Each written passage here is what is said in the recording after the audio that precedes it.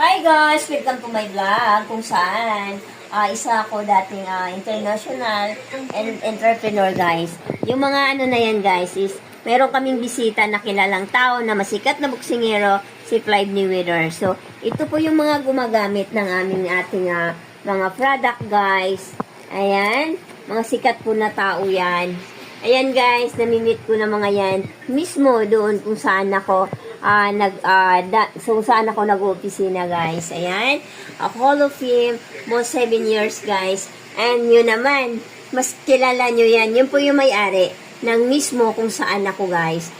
Kilala nyo naman yan guys, si Sir Sam Versosa guys, tumakbo siya ng mayor ng Maynila.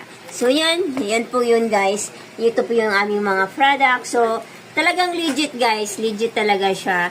And yun lang po guys, ipakilala ko lang kung saan ako na isang nagtatrabaho ng isang sikat na international entrepreneur.